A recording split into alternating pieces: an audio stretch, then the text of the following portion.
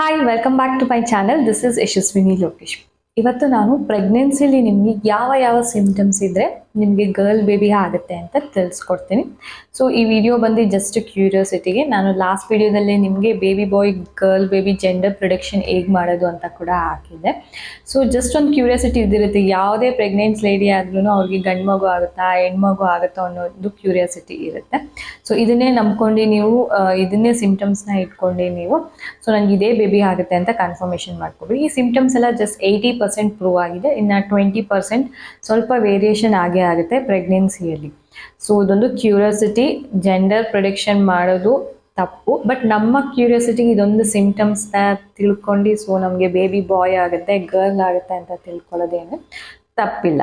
So ಇವಾಗ ನಾವು ಸಿಂಪ್ಟಮ್ಸ್ನ ನೋಡ್ತಾ ಹೋಗೋಣ. ಫಸ್ಟ್ ಫೋರ್ಮೋಸ್ಟ್ ಬಂದು ನಿಮಗೆ ಚೆಕ್ ಮಾಡೋದೇ heart beat. So girl baby ಆದರೆ 140ಗಿಂತ ಮೇಲಿರುತ್ತೆ, ಅಂದರೆ ಸ್ಟಾರ್ಟಿಂಗೇ ನಿಮಗೆ 140ಗಿಂತ ಮೇಲಿರಲ್ಲ. ಫಸ್ಟ್ 3 ಮಂತ್ಸಲ್ಲಿ ಒಂದು 140 130 ಇದ್ದು ಸೊ ಹೋಗ್ತಾ ಹೋಗ್ತಾ ನಿಮಗೆ 5 ಮಂತ್ಸ್ 6 ಮಂತ್ಸ್ಗೆ ಇನ್ಕ್ರೀಸ್ ಆಗ್ತಾ ಹೋಗುತ್ತೆ. ಸೊ 170 ತನಕ ರೀಚ್ ಆಗುತ್ತೆ. ನಿಮಗೆ 8 ಮಂತ್ಸ್ 9 ಮಂತ್ ಪ್ರೆಗ್ನೆನ್ಸಿಲಿ ಇದ್ದಾಗ ಹಾರ್ಟ್ ಬೀಟ್ ಬಂದು ಸೊ 170 ಅಥವಾ 160 180 ಇದೆ, ಸೊ ಅದು ಗರ್ಲ್ ಬೇಬಿ ಅಂತ ಅರ್ಥ. ಬಾಯ್ ಬೇಬಿಗೆ ಬಂದು 140ಗಿಂತ ಕೆಳಗಡೆ ಅಂದರೆ 130 ಇರುತ್ತೆ, ಇಲ್ಲ ಅದಕ್ಕಿಂತ ಮೇಲ್ ಹೋಗಲ್ಲ. ಸೊ ಅದರಲ್ಲೇ ಇರುತ್ತೆ 9 ಮಂತ್ಸ್ ತನಕ. ಸೊ ಇದನ್ನ ಇಟ್ಕೊಂಡು ನೀವು ಗರ್ಲ ಬಾಯ್ ಅಂತ ಡಿಸೈಡ್ ಮಾಡ್ಕೋಬೋದು. ನೆಕ್ಸ್ಟ್ ಫೋರ್ಮೋಸ್ಟ್ ಬಂದು ನಾನು ನಿಮಗೆ ಹೊಟ್ಟೆ ಮೇಲೆ ಅದೊಂದು ಲೈನ್ ಬರುತ್ತೆ ಅಂತ ಹೇಳಿದ್ದೀನಿ.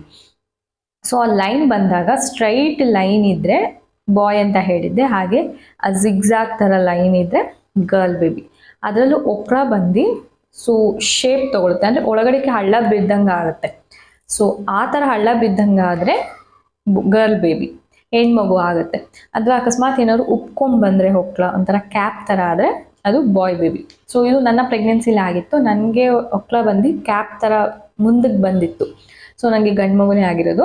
ಸೊ ಕೆಲವೊಂದು ಲಕ್ಷಣಗಳು ನಾನು ನೆಕ್ಸ್ಟ್ ವಿಡಿಯೋದಲ್ಲಿ ಹೇಳ್ತೀನಿ. ನನಗೆ 4 ಮಂತ್ಸ್ಗೆ ನನಗೆ ಬಾಯ್ ಬೇಬಿನೇ ಆಗೋದು ಅಂತ ಕನ್ಫರ್ಮ್ ಆಯಿತು. ಮತ್ತು ಹಾಗೆ ನನಗೆ ಹೋಗ್ತಾ ಹೋಗ್ತಾ ಹೋಗ್ತಾ ನನಗೆ ಗಂಡು ಮಗುನೇ ಆಗುತ್ತೆ ಅಂತ ಹೇಗೆ ನನಗೆ ಕನ್ಫರ್ಮ್ ಆಯಿತು ಅಂತ ಹೇಳ್ತೀನಿ. ಸೊ ಇದು ಒಂದು ನೋಡ್ಕೊಳ್ಳಿ, ಜಿಗ್ಜಾಗ್ ಲೈನ್ ಇರುತ್ತೆ ಮತ್ತು ಹೊಕ್ಳ ಬಂದು ಹಳ್ಳ ಬಿದ್ದಿರುತ್ತೆ. ಸೊ ಇದು ನೆಕ್ಸ್ಟ್ ಬಂದು ನಿಮಗೆ ವಾಮಿಟಿಂಗ್ ಸೆನ್ಸೇಷನ್ನೇ ಇರಲ್ಲ. ಕೆಲವ್ರಿಗೆ ಇದು ಸ್ವಲ್ಪ ಮಿಸ್ ಆಗುತ್ತೆ, ಯಾಕೆಂದರೆ ಕೆಲವ್ರಿಗೆ ಗರ್ಲ್ ಬೇಬಿ ಆಗಿದ್ರು ಥ್ರೂ ಔಟ್ ಪ್ರೆಗ್ನೆನ್ಸಿ ಅವರಿಗೆ ವಾಮಿಟಿಂಗ್ ಇರ್ತಾ ಇತ್ತು. ಬಟ್ ಆಲ್ಮೋಸ್ಟ್ ಗರ್ಲ್ ಬೇಬಿ ಆಗೋರಿಗೆ ವಾಮಿಟಿಂಗ್ ಇರಲ್ಲ. ಫೇಸ್ ಕೂಡ ತುಂಬ ಬೆಳ್ಳಗಿರ್ತೀರ, ಶೈನಿಂಗ್ ಆಗ್ತೀರಾ, ಅಥವಾ ಚೇಂಜಸ್ ಆಗಲ್ಲ. ನೀವು ಹೇಗಿದ್ದೀರೋ ಹಾಗೇ ಇರ್ತೀರ ಗರ್ಲ್ ಬೇಬಿ ಆದರೆ. ಸೊ ಬಾಯ್ ಬೇಬಿ ಆದರೆ ಸ್ವಲ್ಪ ಚೇಂಜಸ್ ಆಗುತ್ತೆ ನಿಮ್ಮ ಫೇಸಸ್ಸಲ್ಲಿ. ನೆಕ್ಸ್ಟ್ ಬಂದು ನಿಮಗೆ ಹೊಟ್ಟೆ ಹಸು. ಸೊ ಫಸ್ಟು 3 to 4 ಮಂತ್ಸಲ್ಲಿ ನಿಮಗೆ ಅಷ್ಟೊಂದೇನು ಹೊಟ್ಟೆ ಹಸು ಆಗಲ್ಲ. ಆಮೇಲೆ ಹೋಗ್ತಾ ಹೋಗ್ತಾ ನೀವು ನಾರ್ಮಲಾಗಿ ಊಟ ತೊಗೊಳ್ತಾ ಹೋಗ್ತೀರಾ. ಸೊ ಆಮೇಲೆ ಖಾರಕ್ಕೆ ಜಾಸ್ತಿ ಕ್ರೇವಿಂಗ್ಸ್ ಇರಲ್ಲ, ನಿಮಗೆ ಜಾಸ್ತಿ ಸ್ವೀಟ್ ತಿನ್ನಿಸ್ಬೇಕು ಅಂತ ಅನಿಸ್ತಾ ಇರುತ್ತೆ. ಹಾಗೆ ಮೂಡ್ ಸ್ವಿಂಗ್ಸ್, ಬಾಯ್ ಬೇಬಿ ಆದರೆ ತುಂಬ ಕೋಪ ಬರೋದು, ಬೇಗ ಮೂಡ್ ಸ್ವಿಂಗ್ ಆಗೋದು ಆ ಥರ ಆಗ್ತಿರುತ್ತೆ. ಸೊ ಹೆಣ್ಮಗು ಆದರೆ ಪ್ರಶಾಂತವಾಗಿರ್ತೀರ. ನಿಮ್ಮ ಪ್ರೆಗ್ನೆನ್ಸಿಯಲ್ಲಿ ಆದಷ್ಟು ನೀವು ಸೊ ಪೀಸಿಂದ ಇರೋಕ್ಕೆ ನೋಡ್ತೀರಾ. ಸೊ ಇದು ಬೇಗ ಡಿಫ್ರೆನ್ಸ್ ಗೊತ್ತಾಗ್ಬಿಡುತ್ತೆ ನಿಮಗೆ. ಗರ್ಲ್ ಬೇಬಿ ಆದರೆ ಬಾಯ್ ಬೇಬಿ ಆದರೆ, ಬಾಯ್ ಬೇಬಿಗೆ ತುಂಬ ನಿಮಗೆ ಕೋಪ ಬರೋದು, ಮೂಡ್ ವೇರಿಯೇಷನ್ಸ್ ಆಗೋದು ಈ ಥರ ಆಗ್ತಾ ಇರುತ್ತೆ. ಗರ್ಲ್ ಬೇಬಿಗಾದರೆ ಸೊ ನಿಮ್ಮ ಪ್ರೆಗ್ನೆನ್ಸಿಲಿ ಆದಷ್ಟು ನೀವು ಪ್ರಶಾಂತವಾಗಿ ಇರ್ತೀರ. ನಿಮ್ಮ ಹೊಟ್ಟೆ ಮೇಲೆ ಜಿಗ್ಜಾಗ್ ಲೈನ್, ಹಾಗೆ ಹೊಟ್ಟೆ ಕೂಡ ನಿಮಗೆ ಉಪ್ಕೊಂಡು ಬರಲ್ಲ, ಹೊಟ್ಟೆ ಸ್ವಲ್ಪ ಅಗಲ ಇರುತ್ತೆ.